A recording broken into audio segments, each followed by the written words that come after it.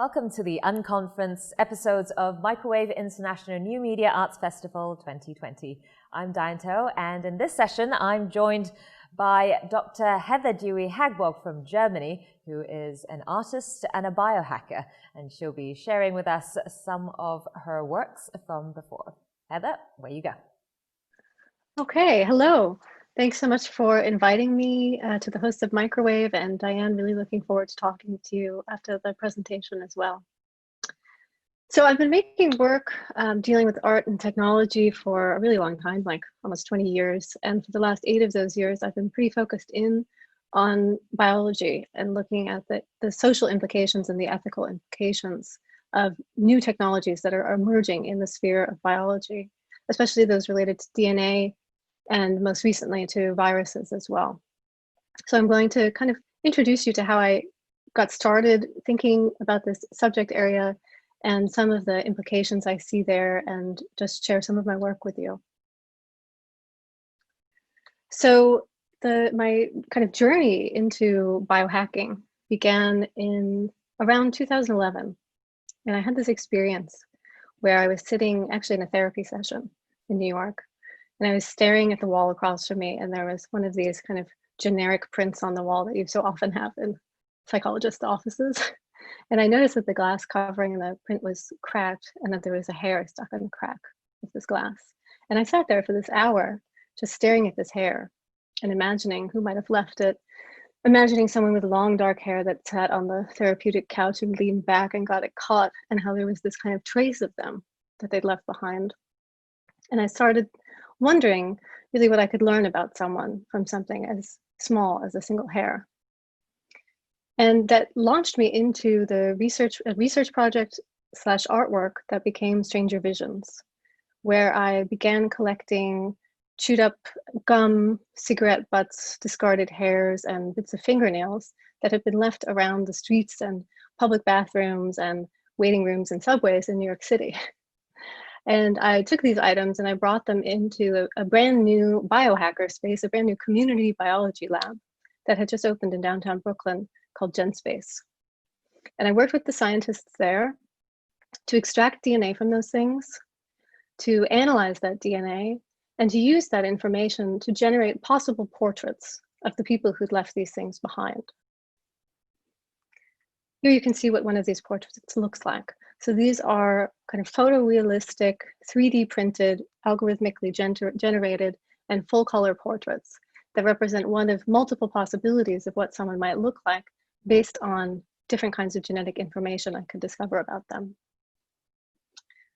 And I would exhibit them, as you see here, with the portrait itself, with the artifact like the cigarette butt, a picture of where I found it, and the genetic data that I discovered about that person.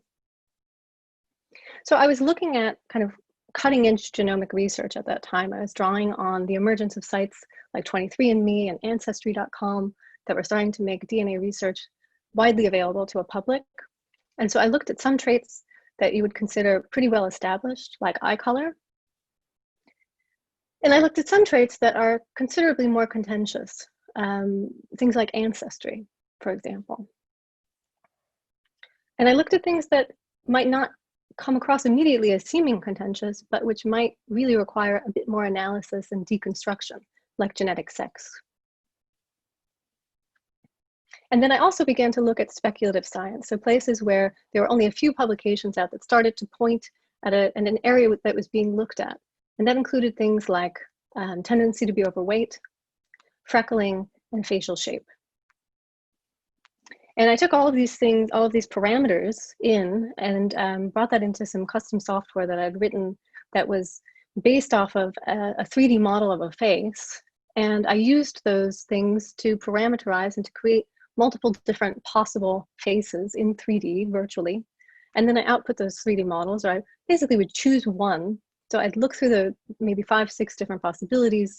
I'd choose one face that struck me in some way, a face that I looked at and it made me feel something. And I'd pick that one and export that and 3D print it. And I put those on display, a bit like you see here, often in a row, of faces that look out at the viewer. And what I hoped in creating this installation is that an audience would walk into a gallery and see these faces and identify with one of them. That they would see that and think, that could be me, that could be my DNA, and have this kind of visceral reaction that might be thinking that it's really scary, it could be thinking that it's creepy, it could be thinking that it's cool, that the technology is there, but that it brings the viewer into a relationship with the idea that this is a technology that's coming. So I wanted to forecast that this was something that was in the not too distant future for society and something that we should really be thinking about. And this is this kind of new vulnerability of the body, that our most personal information is suddenly able to be read and able to be analyzed by perfect strangers. So when I did this project in 2012, I thought that it would probably be 5 years or so before that came to be used in any kind of official or police context. Much to my surprise, by the end of 2014, it was already being used. So a company called Parabon Nanolabs launched a service in the United States called DNA Snapshot, which claimed to sell exactly these kind of DNA mugshots to police from crime scene evidence. And this was very disturbing to me because, having dug deeply into this research, I knew that a lot of it was still speculative.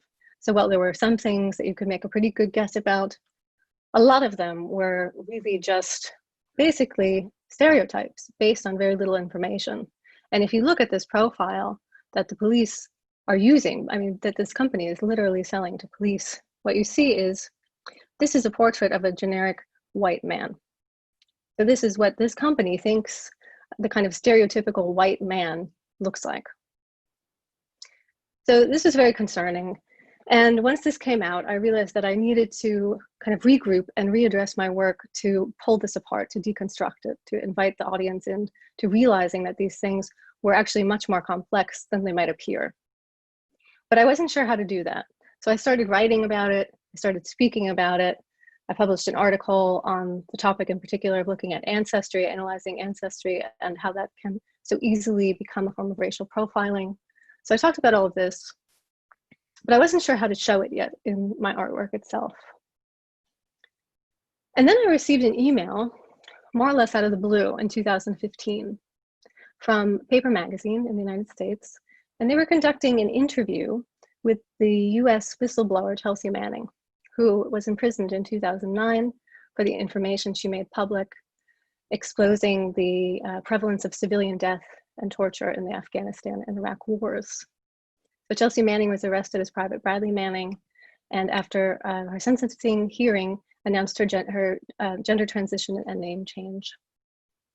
So Chelsea was doing an interview with Paper, and it could only happen through the mail because she couldn't be visited and she couldn't have any kind of personal visits while she was in this military prison. And they wanted a picture to accompany this interview, but since she couldn't be visited, she also couldn't be photographed. So nothing like that was allowed. And they came up with this idea of doing a DNA portrait of Chelsea. So essentially they asked, would you be willing to work with Chelsea's DNA to create a portrait of her that can accompany this interview? And I was thrilled to do it, not only because I thought really of Chelsea as a hero, but also because I realized that this really difficult and fraught technology could also be turned around and used to give this woman a face, used to give her the face that she'd been denied, the image that had been censored. And as a second level, that because Chelsea is transgender, we could use this concept of sex to start to complicate the idea of genetic determinism, to start to show that you're more than just your DNA. And so the next time that Chelsea was getting her haircut in prison, she picked up some of the hair clippings and took 2 Q-tips and swabbed the insides of her cheeks and mailed them to me from the prison. And I extracted the DNA and I went through the same process that I went through with Stranger Visions. So amplifying different regions of the DNA, analyzing them, looking into all of the different possibilities of what that might mean, calculating the probabilities, but with one crucial difference, that we decided not to look at genetic sex at all. And so instead of one portrait to represent Chelsea, we created 2.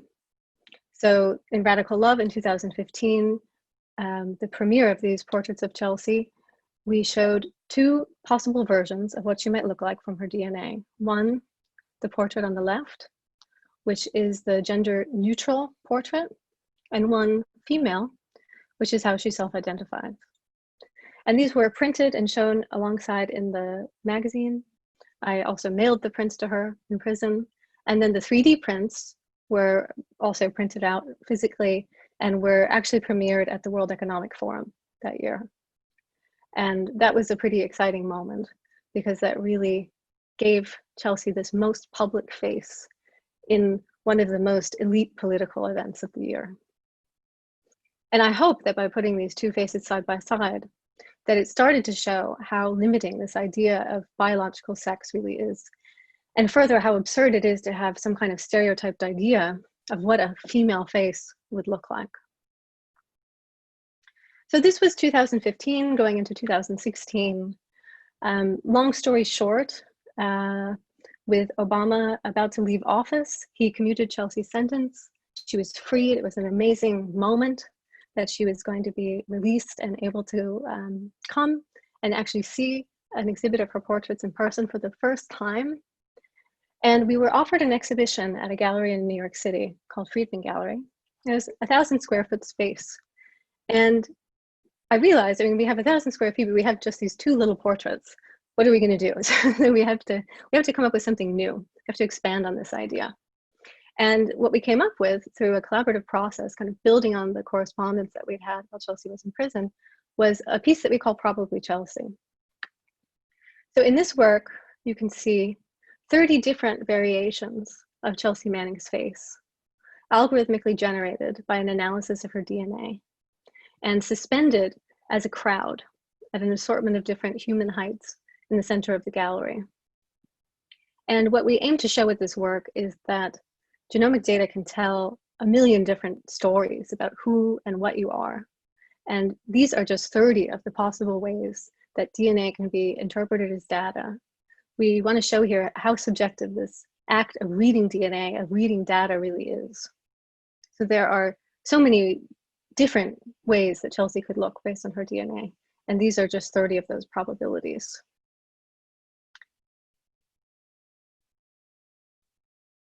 The form of the installation also, I think, evokes the mass movement, this popular movement that really advocated for Chelsea's release from prison, feeling that you're part of this crowd that's standing with her.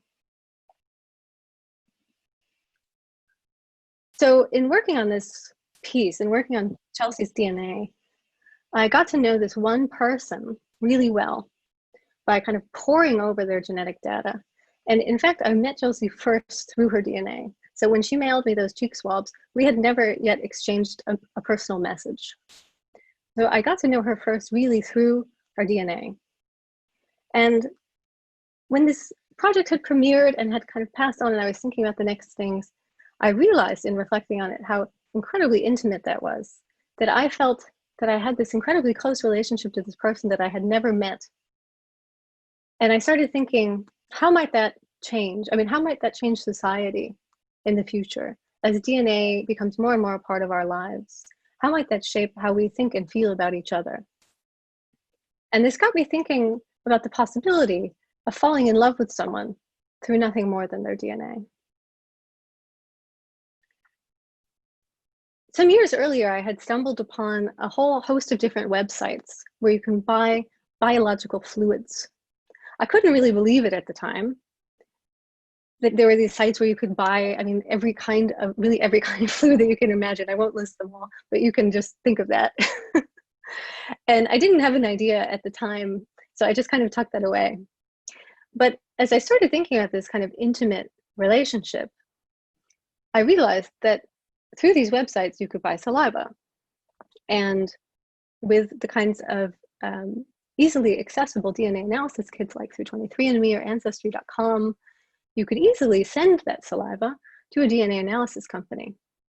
And so I realized that there was this kind of strange intersection of two things. One that was a vulnerability in the system related to DNA analysis, that you could basically hack that system by sending them someone else's DNA instead of your own. And two, that there were all of these people whose samples were up for grabs, all of these people who had ended up for sale, whether they knew it or not, and that I or almost anyone could come along and analyze their data, learn about them, and potentially become obsessed with them through looking at this data. And so all of this became the narrative that is the work T3511. So T3511 is a 4-channel video. It's a narrative about a biohacker who falls in love with an anonymous saliva donor. She purchases their saliva online, sends it to 23andMe, and just becomes obsessed with looking at their data, thinking about them, imagining who they are, making up these kinds of stories in her head. Ultimately, she also harvests the cells from the saliva and starts growing them with the heat of her own body. And kind of spoiler alert on that, and she even ends up really geographically tracking down where they are. And that's possible because of the growth of these open databases. This is something that we saw in the United States, for example, with the case of the Golden State Killer, where police were able to hack these recreational DNA databases and use that to track down crime scene DNA samples. And so it's the same kind of method that I imagined in T3511 like a year earlier or a few months earlier before that case became public. So by entering these kinds of DNA data into public databases, you can make a guess about someone's last name, for example. And that's because, in particular with male DNA, with male samples, the last names tend to be handed down in a patriarchal way in the United States and in many other countries as well. And Y chromosome DNA is as well. And so there's a kind of security vulnerability built into that structure, into that kind of patriarchal structure. So the biohacker can exploit that and look at that information to make a guess at someone's last name from just their DNA. And since that time, a number of more studies have come out actually showing it's not just Y chromosome DNA. You can make a guess about someone's last name from many other sources as well. So that's the basic idea of T3511. Here you can see an image of what that looked like in installation. So this was a premiere at the Mu Art Space in Eindhoven in 2018. We had 4 big screens. It's a collaboration also with the filmmaker Toshiaki Ozawa. We had these 4 large screens, and you as the viewer would enter into that. And what I wanted you to feel, the reason why I created this kind of immersive setup, is that I wanted you to feel that you were also in the biobank. So this image that you see here, on the 2 screens, you can see shots of this giant robotic arm in a biobank. And this is actually the National Biobank in Copenhagen. And we got access to that and were able to shoot in there, which was amazing. But it was also really overwhelming in a way, because there I was standing in this freezer with blood from every baby born in that country since 1980. And that was really incredible and scary. So what I hope with this piece is to bring you in to start thinking about that, to start realizing that you are also probably part of a database, probably part of a biobank somewhere.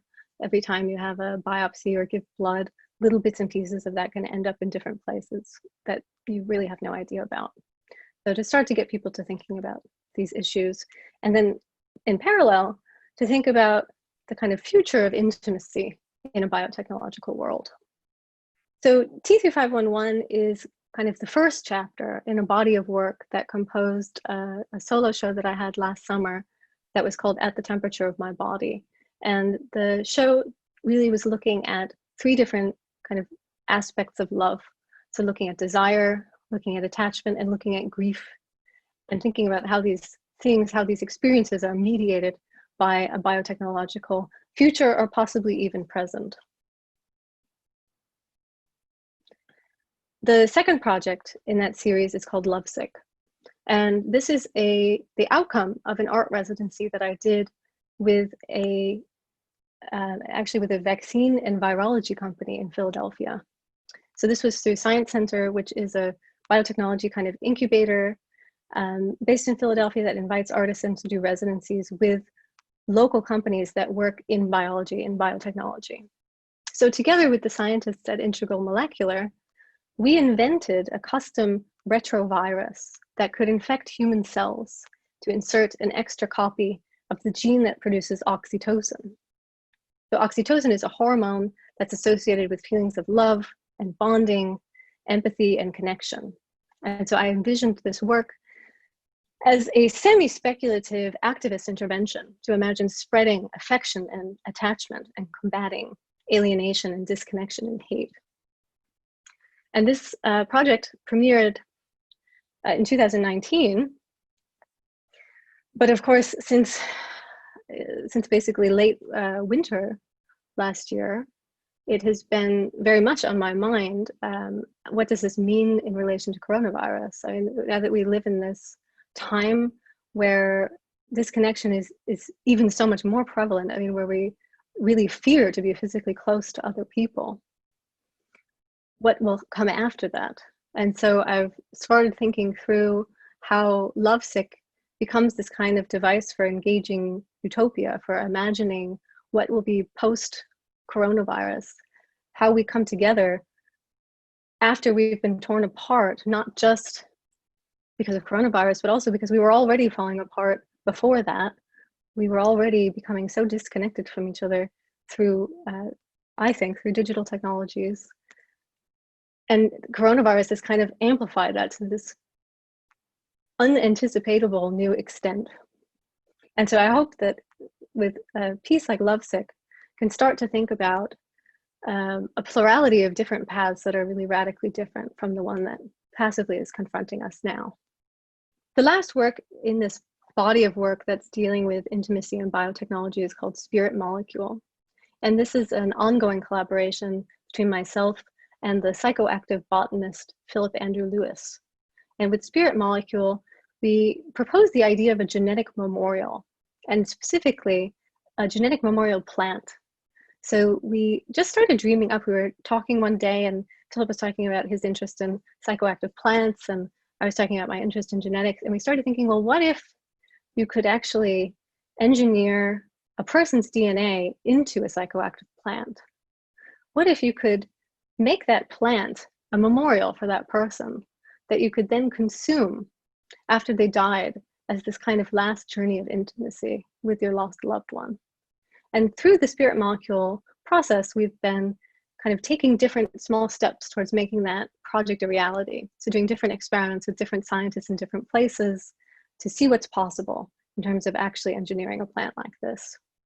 So here's one picture from an installation that we had at the Friedman Gallery in New York. Another view of that installation. And here's one of our genetically engineered seedlings. So this is just a tobacco plant that was engineered to contain the DNA of one of our family members. And that was a successful experiment. And here's another version of the work that we did at the University of Michigan, where we were interested in working with moss, so working with genetically engineered moss. And in particular, there was a lab there at the university that was working on medicinal plants and on genetically engineered moss. So we wanted to work with liverwort, which is this moss-like plant that can also have natural cannabinoids. And we wanted to engineer people from the community, essentially their DNA, into these mosses. And that's actually an ongoing collaboration. So you can see here, we collected moss from around the region, and we made a huge mound of moss in the gallery space. And then these small canisters that are lit up are the genetically engineered mosses that we worked with the local lab on creating. And there's one final view. So we made some first steps in creating these mosses and working with the engineers there and working with people locally in the community. And we're hoping to continue that work in the coming years. So with that, I'll say thank you. Great. All right. Well, thank you so much for that, Heather. That was really interesting.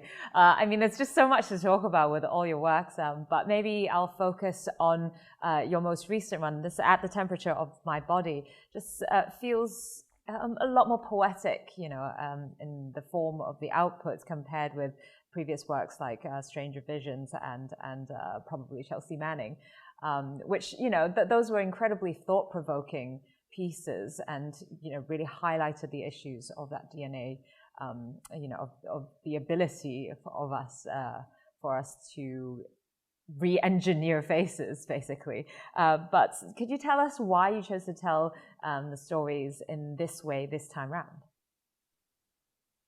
Yeah, that came, I think, really from the process of working on my dissertation.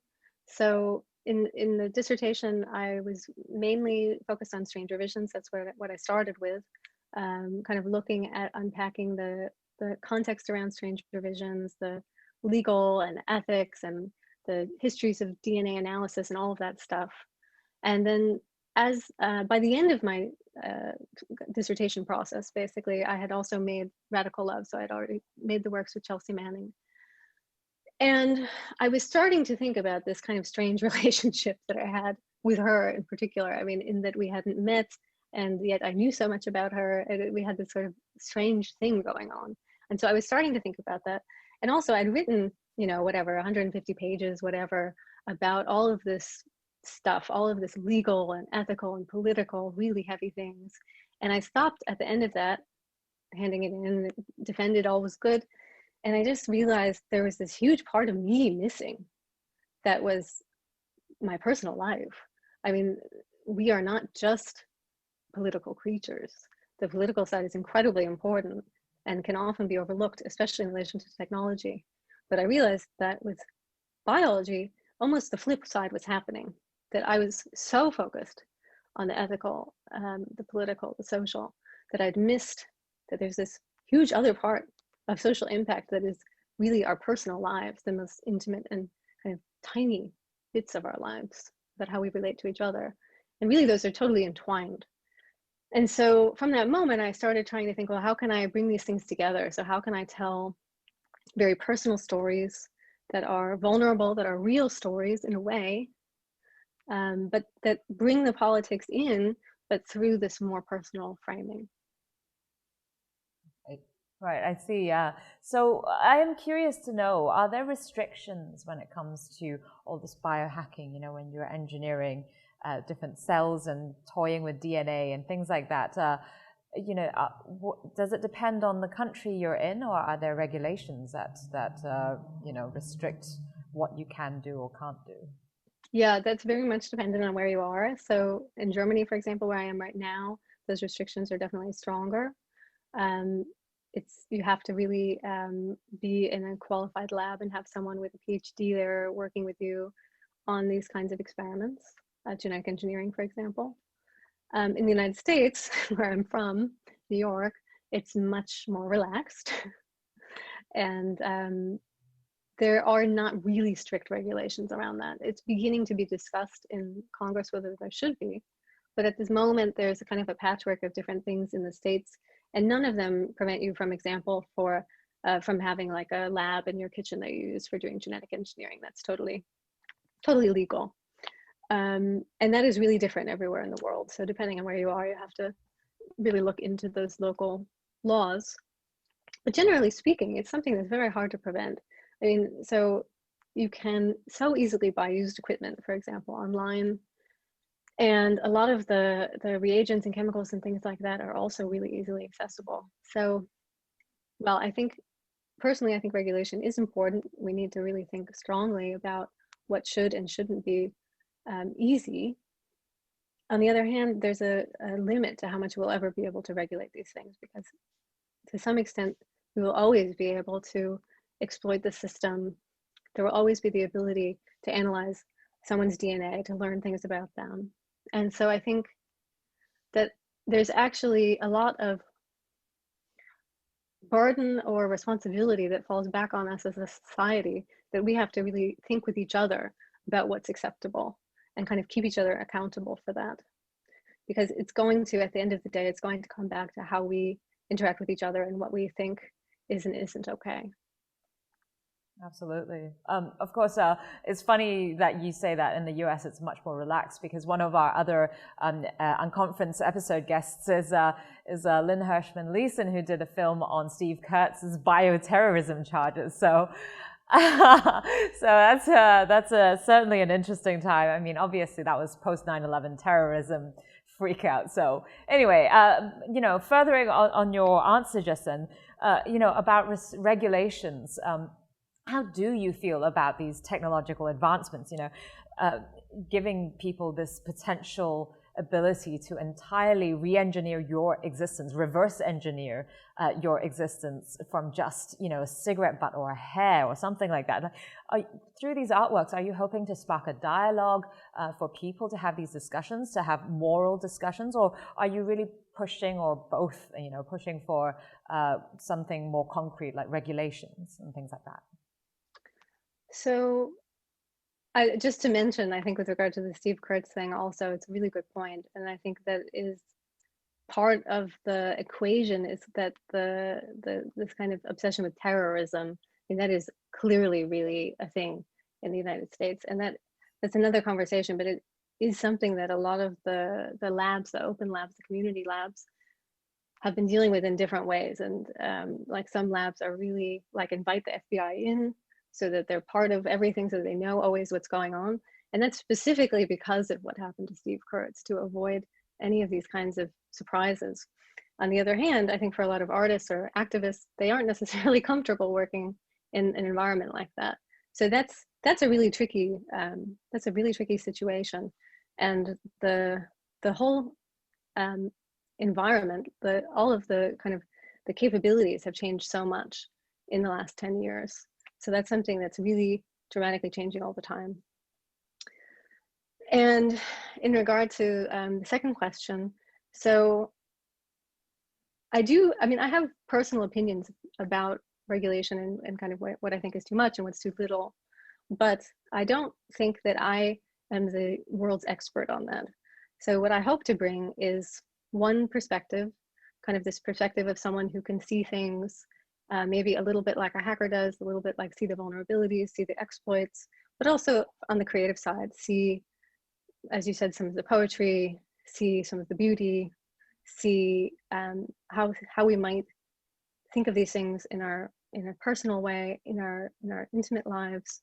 And so I hope that I can bring those perspectives to the public in terms of thinking about biotechnologies in a new way. And so to that end, I always hope that the work leaks out of the kind of small art world environment, and that it kind of ends up in, so I'm really happy, for example, when the work ends up in kind of mainstream newspapers, or I have work in science museums, places where the general public comes in and confronts these things and thinks about them. And that's really the goal of the work, is to get people to realize that there's something going on here. And we don't know really what that is yet. I mean, we're not far enough along to know what's happening even right now, much less what's coming around the corner. Yeah, I mean, absolutely. But it's such an important conversation to be having, ongoing conversations that we need to have. Now, you said of your artistic practice, and I quote, it's like playing detective in a novel that is always changing. There will be no grand reveal at the end, but the work is a process of constant discovery. So Microwave Festival this year is particularly interested in this playing detective as part of its curatorial theme this year. And it comes with the context of Hong Kong going through a time of confusion, and there's a suppression of narratives by dominant powers. So could you share with us some insights? What is it like for you as an artist to play detective, and why does that work for you as a creative practice? This idea of the suppressed narratives is really important for me also. I just want to pull that out, because hearing you say that, that's so much a part of how I think of my work, is that you see kind of a dominant narrative around something, and then you try to pull out this bit that is not being discussed. So with DNA, for example, the DNA has this public facing image of being this gold standard, that it's meant to be infallible, that it solves crimes, and that we miss that there's all of this complexity around it, really, and that there's all of these threats associated with it too. So I think that this bringing of different narratives and confronting people with minor narratives or hidden narratives through a physical experience with the work is exactly what I really hope to do. And the detective side of it, I mean, is really very literal in a way. So for me, I always loved detective stories. I was super into Sherlock Holmes and Agatha Christie and things as a kid. And I think when I started suddenly to become interested in forensics and in thinking about DNA forensics, I was in a way indulging this fantasy of being a detective. And that has continued in a sense over the years, that I realized, you know, sometimes you have these moments where you realize in your life that there are aspects of your personality that you always thought were foreclosed that you can suddenly bring in and make a part of your life. And so, for example, earlier in my art career, I wasn't sure how to engage politics in my artwork. And over time experimenting and playing with that, I found a way of bringing politics even into the forefront of my art practice. And in a way, it's similar with kind of playing detective, or then bringing the personal in all of these things. It's this kind of process of experimentation and realizing that your life can be all of these things together. So all these different parts of who you are can kind of figure in to this, to this identity. Right. I just want to pick back up on that quote where you talk about the work being a process of constant discovery without that grand reveal, right? So right now in Hong Kong, there are many people who are hoping for some sort of a grand reveal, right? They want some kind of closure for many of the, the questions they don't have answers for, narratives that have been, forced upon them that we don't accept, or, we are confused about, basically. In your own experience, how cathartic is that process? And would you suggest people look towards that process to find that kind of closure? That's a really interesting question. I think, it's very complicated because, so in the statement that you quote, I'm specifically kind of pushing against grand narratives and pushing against an idea that there's some truth to be found. Some objective, final, ultimate truth, because my experience getting the deeper I got into working with DNA, the more I found that there was no truth at the bottom, that it was always kind of more messy. And at the same time, I think it's very important that we have a basis for activism. So while there is a real need philosophically to wade into that muck and to realize that it's not black and white. On the other hand, things are just wrong sometimes, and you need to take a stand and to fight against them. So I think this is really a struggle. I feel this struggle in myself, this kind of falling back and forth between activism and, in a way, philosophy, that you can kind of pass back and forth between the two things. So I would really say I think that the activist side of that, when things are oppressive and wrong, is so incredibly vital. And in a way, in those moments, I think it's important to shut off the voice with all of the murkiness and the muddiness, so that you can really do what you need to do to make the situation better. And I certainly think that there's a role for all different kinds of technologies in supporting those practices. Right. Well, thanks so much for that, Heather. That was really insightful. That's all the time we have for, though, but thanks so much for joining us. Thank you so much for having me. And everyone for joining in on this Unconference episode.